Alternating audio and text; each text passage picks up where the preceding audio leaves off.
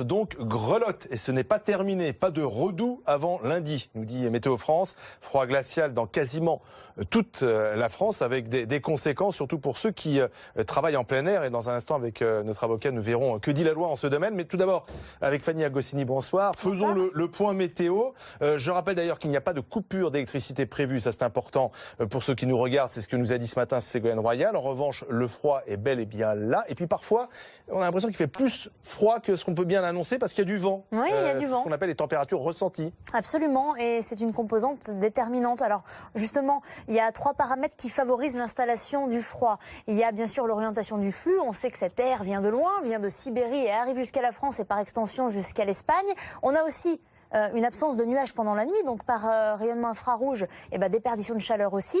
Et puis la force du vent, eh bien justement, c'est là où ça va changer ces prochains jours. Regardons justement cette force du vent entre aujourd'hui et vendredi. On va passer d'un vent moyen à 50 km/h à 30 km/h. Et ça va tout changer sur le ressenti que nous aurons vraiment sur la peau. Le froid sera moins mordant. Si l'on établit quelques calculs justement de cet effet éolien, de ce refroidissement éolien, en prenant en considération la force du vent, regardez par exemple à La Rochelle pour vendredi matin. On prévoit moins 7 degrés. Eh bien, avec le petit vent à 10 km/h, ce sera plutôt un ressenti de moins 12 degrés. À Paris, moins 4, on aura un petit effet éolien de 5 km/h, on tombe à moins 6 degrés du coup sur le ressenti. À Lille, moins 2, refroidissement éolien 10 km/h, donc du coup à moins 6 degrés. Donc ça va vraiment changer grâce justement au vent qui va mollir progressivement, ce qui ne veut pas dire qu'il va faire vraiment très chaud.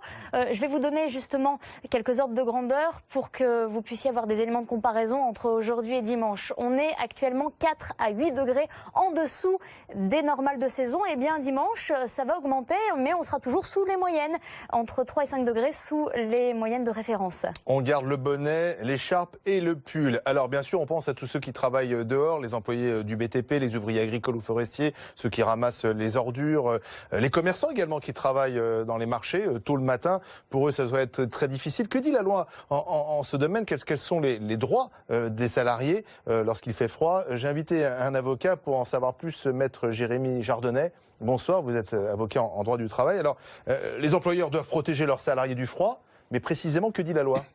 Alors, déjà, la grande inconnue, c'est la température. Parce que le Code du travail ne dit pas ce qu'est le froid. Il ne fixe pas de seuil minimum en dessous duquel le travail peut être dangereux pour les salariés. Alors, on sait que l'INRS nous dit qu'une température de moins 5 degrés peut être dangereuse pour les salariés. De manière générale, il faut savoir que l'employeur a une obligation de sécurité de résultat auprès de ses salariés.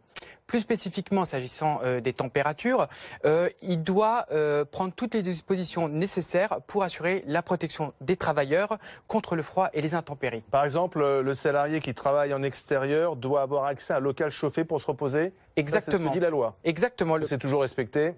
Je ne sais pas, mais en tout cas, c'est ce que prévoit la loi. Local chauffé avec boisson chaude, pouvoir sécher ses vêtements, stocker également ceux de rechange, bien sûr. Exactement, des pauses et des temps de récupération supplémentaires. Le salarié a d'autres droits.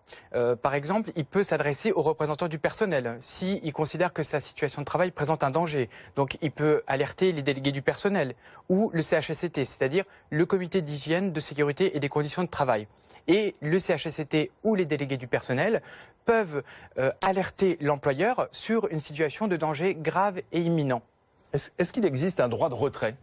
Il existe ce droit de retrait, pas spécifiquement pour le froid, mais pour toute situation de travail dangereuse pour le salarié. Alors, il faut quand même préciser que c'est pas sans conséquence pour le salarié, puisqu'il va quand même dire à son employeur « moi, je stoppe le travail ». Donc, il faut bien s'assurer que les conditions pour exercer ce droit de retrait sont remplies. Et notamment, il faut que le salarié informe préalablement son employeur de sa situation de travail. Alors, le froid, quand on travaille dehors, c'est bien sûr une difficulté supplémentaire, mais le froid, c'est pas forcément mauvais pour notre santé. Docteur Ducardonnet, bonsoir. C'est une idée reçue. Le froid serait forcément mauvais pour notre santé, non?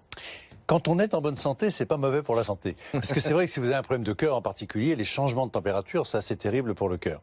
Mais quand on est en bonne santé, il y a différents points qui sont positifs. Alors c'est vrai pour les virus, par exemple. Le virus de la grippe, lui, il adore, parce qu'il est protégé. Quand il fait froid, il a une petite coque, donc il va vous rentrer. C'est fantastique pour lui. Ah bon?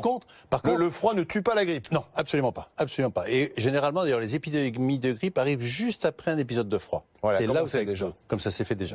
Par contre, pour le rhume, les rhinovirus, ces petits virus-là, alors eux, ils s'aiment pas trop le froid. Ça les paralyse plutôt. Et quand vous avez la goutte au nez, c'est pas du tout que vous avez le rhume. C'est parce que vous réchauffez, en fait, l'atmosphère et vous avez donc de l'eau qui sort du nez, mais c'est pas pour ça qu'on a le rhume. Donc ça, j'allais dire, pour les virus, c'est relativement clair. Deuxième élément, c'est bon pour le moral. Surtout parce que justement, il y a de l'anticyclone. Eh oui. L'anticyclone, il y a du ciel bleu, il y a Le du froid, soleil. c'est bon pour le moral? Quand il y a l'anticyclone qui est là, Froid parce que sec, c'est souvent froid le cas. sec. Ah oui, un froid sec. Oui. Un froid sec, et à ce moment-là, vous avez la mélatonine, tout ça qui se met avec les endorphines. Ah oui, Vous les avez endorphines? Ah oui. Absolument. Ah, ça nous rend joyeux, le froid. Et oui, quand il y a du Il soleil. n'y avait pas parce que l'impression, c'est le matin, la machine à café, luminothérapie, c'est pas ce qu'on raconte. C'est la luminothérapie naturelle. Oui. Alors le matin, c'était un peu tôt parce que le soleil n'est pas encore là, c'est pour ça en fait. Ah, d'accord. Mais est-ce que le froid, c'est bon pour notre santé dans le sens où ça peut brûler nos calories? Est-ce que c'est bon pour Alors, le régime? il y a deux domaines qui sont indiscutables. C'est la douleur, parce que ça endort, bien évidemment, la douleur et c'est anti-inflammatoire. Et alors, en théorie, c'est pas faux ce que vous dites. On pourrait en effet perdre des calories parce que quand vous abaissez la température, l'organisme va brûler de la graisse brune, de la graisse blanche pour compenser et garder le 37 degrés. Alors, c'est pas faux. Un frisson, c'est quasiment un demi-croissant. Pas mal. Pas mal un frisson, un demi-croissant. Ah, c'est bon, C'est ça. pas mal ça. Frissonnons alors. Mais alors, par exemple, est-ce que je peux courir dehors en ce moment avec ces températures négatives? Est-ce que je peux faire mon footing? Alors là, c'est un autre domaine. Il faut juste bien s'échauffer. Parce que l'organisme, encore une fois, il a du mal à démarrer. Il est un peu diesel quand il y a du froid. Donc, vous vous échauffez, vous marchez d'abord un peu vite pendant 5-10 minutes et après, vous allez pouvoir courir. Mais ça sera bon pour l'organisme, parce qu'en fin de compte, vous allez faire travailler la circulation, encore une fois, si en dessous, votre santé est parfaite. C'est ça le vrai problème. Oui. Alors, en même temps, bon, on se plaint parce qu'on n'a pas trop l'habitude de ces températures négatives sur plusieurs jours. Hein. C'est, je crois, depuis 2012 qu'on n'avait pas connu une vague de froid pareille. Il y a plein de populations dans le monde qui vivent plusieurs mois dans l'année avec ce froid, qui travaillent. Mais d'ailleurs, les gens du Nord, ils vous disent, je suis en meilleure santé.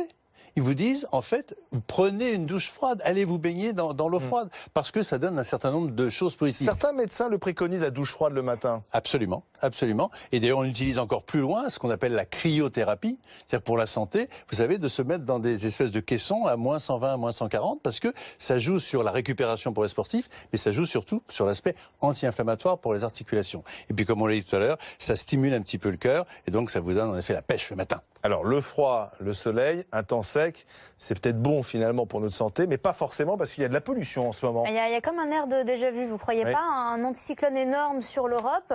Là, c'est vrai que les centres d'action sont un petit peu déplacés. Il y a une dépression qui est partie, donc les isobars sont moins resserrés. Il va y avoir moins de vent.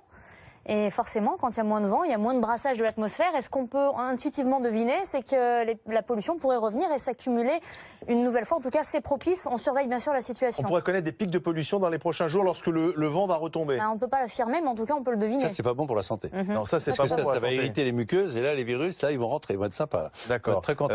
Mais le froid tue les microbes, mais pas forcément tous les microbes. Non, absolument pas. Si on ne pas celui de la grippe, ça c'est très important. Alors, faisons un peu de projection. Donc, on a dit ce week-end, il fera un peu moins froid, mais toujours froid. Est-ce qu'on peut aller plus loin? Est-ce que le redout est prévu là dans les jours qui viennent? Les modèles de prévision nous permettent de voir à une certaine échéance. On a une visibilité jusqu'à la semaine prochaine. On voit que les conditions anticycloniques vont se maintenir. Donc forcément, un froid sec une nouvelle fois, car le flux vient toujours du même endroit. Donc pour l'instant, on reste plutôt en dessous des moyennes de saison, mais ce sera moins glacial en tout cas, car moins de vent et des températures plutôt 3 à 5 degrés en dessous des moyennes. Donc voilà, on se contentera Monsieur de ça. l'avocat, le froid sur plusieurs jours, je pense notamment à tous ceux qui travaillent dans les chantiers, on peut quand même prévoir des aménagements d'horaire, travailler un peu moins longtemps la journée. Exactement, c'est des facteurs de pénibilité. La durée d'exposition au froid est prise en compte et doit être prise en compte par l'employeur. Mais c'est le cas pour les salariés qui travaillent par exemple dans des chambres froides. Oui. Dans une journée, c'est le même problème. Dans les abattoirs également aussi. Exactement. Donc ça c'est prévu, c'est le froid artificiel. Exactement. Il y a le froid naturel, voilà, le Code du travail en parle, et il y a le froid artificiel. Mais là, c'est un aménagement du poste constant, en fait. Merci, messieurs, dames, pour toutes ces précisions. C'était passionnant. On va laisser le froid de côté. On va s'intéresser dans un instant au Vendée Globe, parce que c'est le sprint final entre Armel Lecléache, toujours en tête, et le Gallois Alex Thompson. Le suspense jusqu'au bout. Vous allez vivre en direct sur BFM TV. L'arrivée, c'est demain vers 18h. Et ça sera bien sûr avec les caméras de BFM TV au Sable d'Olonne en Vendée. Nous serons dès ce soir sur place avec l'un des membres de la team Lecléache. Et puis la primaire de Lago. gauche. J-4 avant le premier tour. La dynamique Hamon se confirme. Selon l'Institut là pour BFM TV, Benoît Hamon et Manuel Valls font désormais jeu égal en termes de souhait de victoire exprimés par les sympathisants de gauche. Décryptage, explication et puis nous serons également avec les candidats en meeting ce soir. A tout de suite dans la deuxième partie de BFM Story.